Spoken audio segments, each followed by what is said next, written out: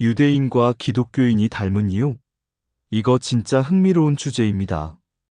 여러분, 혹시 이런 생각 해보신 적 있으세요? 왜 유대교와 기독교는 같은 뿌리를 두고 있으면서도 서로 다른 길을 걸어왔을까요? 그냥 단순히 역사적으로 갈라져서? 아니면 신앙의 본질 자체가 다르기 때문일까요? 그런데요, 오늘 이야기를 듣다 보면 우리가 흔히 알고 있는 것보다 훨씬 깊고 흥미로운 연결고리가 있다는 걸 알게 되실 겁니다. 단순히 노력한다고 되는 게 아니라 드러나는 것이 더 중요하다는 관점. 이게 핵심입니다. 자, 그럼 성경 속으로 들어가 볼까요?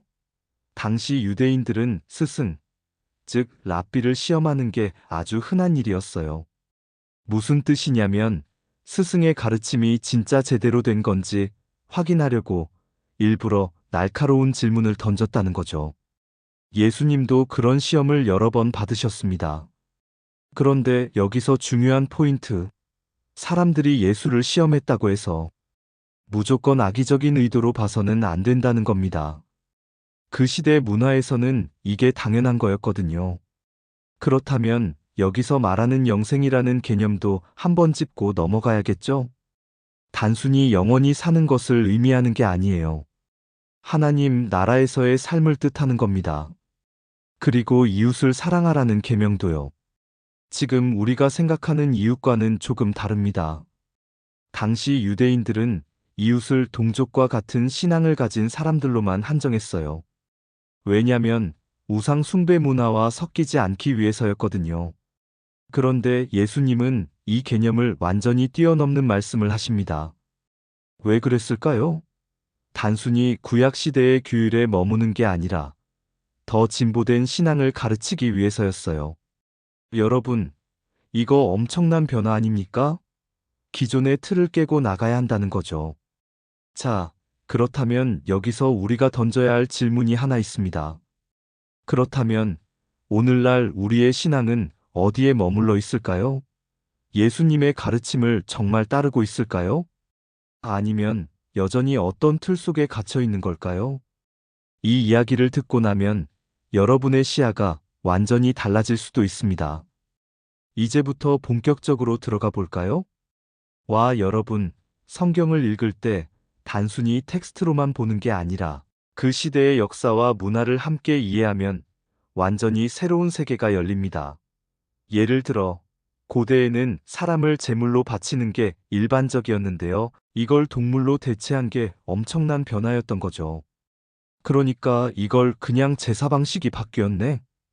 이렇게 보면 안 됩니다. 당시에 이건 혁신 중의 혁신이었어요. 그런데 이걸 지금 시대에 대입해보면 우리가 당연하다고 생각하는 많은 것들도 사실은 엄청난 변화의 결과라는 거예요. 음식 문화에서도 아직도 제사의 흔적이 남아있는 것처럼 말이죠. 그러니까 성경을 볼 때도 그냥 글자 그대로만 보면 안 되고 그 안에 담긴 역사적 맥락과 의미를 같이 봐야 진짜 깊은 이해가 가능하다는 겁니다. 그리고 이런 시각이 없으면 공부 없이 인간적인 해석으로 빠져서 교만한 오해에 갇히기 쉬워요. 그렇다면 예수님께서는 이런 변화를 어떻게 가르치셨을까요? 그리고 우리가 성경을 해석할 때 어떤 태도를 가져야 할까요? 이제 그 이야기를 해볼까요? 예수님께서는 율법 교사에게 답을 바로 주시지 않았습니다. 오히려 질문을 던지며 스스로 답을 찾게 하셨죠. 마치 소크라테스의 삼파술처럼요. 이게 왜 중요하냐면요. 누군가 직접 답을 내려주는 것보다 스스로 깨닫게 될 때 훨씬 더 깊이 새겨지기 때문입니다. 그런데 여기서 중요한 질문이 등장합니다. 율법 교사가 예수님께 이웃이 누구입니까? 라고 묻죠. 원래 유대 율법에서는 이웃을 동족과 같은 종교 공동체로 한정했습니다. 하지만 예수님께서는 그 한계를 넘어서셨죠. 오히려 이방인에게 사랑을 실천하는 모습을 보여주셨습니다. 여기서 생각해 볼게요. 만약 현대 기독교인들에게 같은 질문을 던진다면 어떨까요? 길을 걷던 성도, 집사, 장로, 목사가 길거리 노숙인을 피합니다. 그런데 한 스님이 다가와 음식을 나누고 씻을 수 있도록 도와주며 절에 머물게 해줍니다. 그러면 우리는 누구를 사랑해야 할까요? 자, 여기서 더 깊이 들어가 볼게요. 예수님께서는 사마리아인을 비유 속에서 긍정적인 존재로 등장시키셨습니다. 유대인들이 경멸했던 사마리아인을요. 게다가 누가 이웃인가? 가 아니라 나는 누구의 이웃이 될 것인가? 라는 사고 전환을 요구하셨습니다. 율법 교사의 대답을 보면 사마리아인이라는 단어조차 입에 올리지 않습니다. 대신 자비를 베푼 자라고 표현하죠. 사마리아인을 입 밖에 내는 것조차 불편했던 겁니다. 이 정도로 깊은 편견이 있었다는 겁니다. 그런데 현대에도 이런 편견이 존재하지 않을까요? 종교와 신념을 떠나서 우리는 정말 이웃을 사랑하고 있을까요? 아니면 사랑해야 할 대상조차 우리 기준으로 걸러내고 있는 걸까요? 그렇다면 여기서 또 하나의 질문이 생깁니다. 우리가 신앙을 지키려는 마음이 강할수록 오히려 중요한 가치를 놓치게 되는 건 아닐까요? 다음 이야기를 통해 더 깊이 들어가 보겠습니다. 유대인들이 가장 싫어했던 사마리아인을 예수님께서 긍정적인 인물로 등장시킨다. 이거 진짜 파격적인 설정입니다. 그런데 여기서 끝이 아니죠. 예수님은 우리가 누구를 이웃으로 사랑할 것인가가 아니라 우리가 어떤 이웃이 될 것인가를 고민하게 만드십니다. 완전히 시야를 뒤집어 놓는 사고방식이죠. 자, 당시 율법 교사는 예수님의 비유를 듣고도 사마리아인이라는 단어를 입에 올리지 못했습니다. 대신 자비를 베푼 자라고 표현했어요. 이게 뭘 의미할까요? 사마리아인을 얼마나 싫어했으면 이름조차 부르고 싶지 않았다는 겁니다. 진짜 감정이 그대로 묻어나는 반응이죠. 그럼 여기서 중요한 질문 하나 던져볼까요? 제사장과 레위인의 행동이 꼭 나쁘기만 한 걸까요? 사실 그들은 성경 말씀을 철저하게 따랐을 뿐입니다. 당시 율법에 따르면 시체나 부정한 것을 만지면 정결법을 어기게 되거든요. 즉, 율법을 지키느라 다친 사람을 돕지 않은 겁니다. 그런데 이걸 보면 현대 기독교인들 중에서도 오히려 그들보다 더 못한 사람들이 많다는 걸 알 수 있습니다. 신앙을 실천한다고 하면서도 정작 본질적인 가르침을 놓치는 경우가 너무 많죠. 그런데 예수님은 여기서 더 깊은 메시지를 던지십니다. 율법을 지키는 것보다 더 중요한 것이 있다. 그렇다면 과연 예수님께서 말씀하시려던 더 중요한 것은 무엇이었을까요? 이게 오늘 이야기의 핵심이 될 겁니다. 자, 여러분, 여기서 중요한 질문이 하나 있습니다. 만약 여러분이 교회를 가는 길에 길을 잃은 할머니를 만난다면 어떻게 하시겠어요? 도와드리면 교회 예배를 못 갈 수도 있어요. 그런데 주변에 할머니를 도와줄 사람은 아무도 없습니다. 이럴 때 여러분의 선택은 무엇인가요? 이 상황을 두고 어떤 기독교인은 이렇게 생각할 수도 있습니다. 혹시 할머니가 사탄의 시험일까? 하지만 이게 바로 예수님께서 말씀하신 제사장과 레위인의 사고방식과 다를 게 없는 겁니다. 내가 예배에 늦으면 안 되는데 내가 어떻게 될까? 이런 생각이 먼저 들기 때문이죠. 반면에 사마리아인이나 스님과 같은 사람들은 이렇게 생각합니다. 이 사람을 돕지 않으면 저분이 위험할 수도 있겠구나. 즉, 내가 어떻게 될까? 가 아니라 상대방이 어떻게 될까? 를 먼저 생각하는 것이죠. 여기서 예수님의 가르침이 확실하게 드러납니다.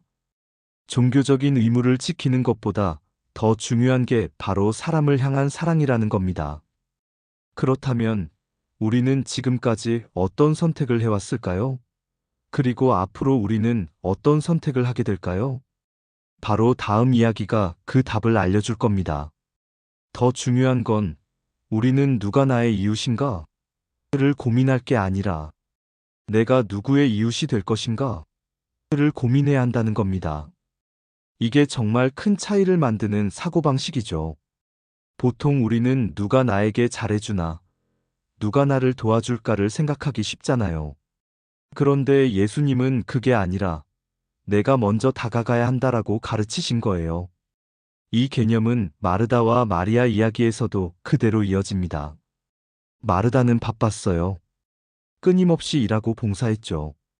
그런데 마리아는 예수님 발치에 앉아서 말씀을 들었습니다. 이게 무슨 차이일까요? 마르다는 눈앞에 보이는 일들에 집중했고, 마리아는 본질에 집중했습니다. 사실 우리는 흔히 바쁜 게 좋은 거다라고 생각하지만, 그렇다고 해서 꼭 중요한 걸 놓치지 않는다는 보장은 없어요. 직장에서도 그렇고, 신앙생활에서도 그렇고, 무조건 바쁘게 움직이는 게 좋은 신앙은 아니라는 거예요. 결국 중요한 건 어디에 집중하고 있느냐입니다. 이게 또 우리 현실에 어떻게 적용될 수 있을까요? 예를 들어, 직장에서는 일 처리하느라 정신없이 바쁘지만, 정작 가족과의 관계는 소홀한 경우가 많아요. 신앙도 마찬가지입니다. 교회에서 봉사하고 헌신하는 게 중요하지만, 그것 때문에 하나님과의 관계를 놓친다면 마르다처럼 되는 거예요. 그런데 더 흥미로운 게 뭔지 아세요? 우리가 이렇게 눈앞의 일에만 신경 쓰는 이유가 사실은 걱정과 불안 때문이라는 거예요. 인간적인 생각들이 불편함을 만들어내고 걱정을 증폭시키는 거죠. 하지만 예수님께서는 너희가 걱정하지 말라고 하셨습니다. 중요한 것은 하나님이 모든 걸 다 운용하고 계신다는 믿음이에요. 그러니까 결국 핵심은 이것입니다. 우리가 무엇에 집중해야 할까? 내가 진짜 중요한 것에 집중하고 있는가? 마르다는 신앙적인 일에 바빴지만 마리아는 신앙의 본질에 집중했습니다. 이 차이가 우리 삶에서도 그대로 적용된다는 거죠. 그런데 진짜 중요한 이야기는 이제부터 시작입니다. 말씀을 실천하는 삶, 그게 진짜 중요한 핵심입니다. 예수님은 단순히 우리가 뭔가를 노력해서 해내는 것이 아니라 삶에서 자연스럽게 드러나야 한다고 가르치셨습니다. 마리아가 했던 것처럼요. 하나님과의 관계가 깊어지면 선한 행위는 저절로 흘러나오게 되는 거죠. 그런데 요즘은 어떻습니까? 우리가 정말 말씀을 가장 중요한 것으로 여기고 있나요? 아니면 신앙을 핑계로 다른 것들을 더 우선시하고 있지는 않은가요? 마치 제사장과 레위인이 율법을 지킨다는 이유로 다친 사람을 지나쳤던 것처럼 말이죠. 현대에도 이런 모습이 곳곳에서 보입니다.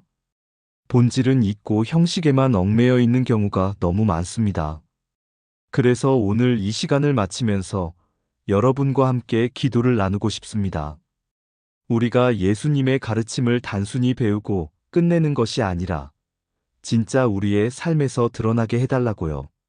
함께 기도하겠습니다. 하나님, 오늘도 우리의 삶을 돌아보게 해주심에 감사합니다. 우리가 입으로만 말씀을 따르는 것이 아니라 진정으로 실천하는 삶을 살 수 있도록 이끌어 주소서.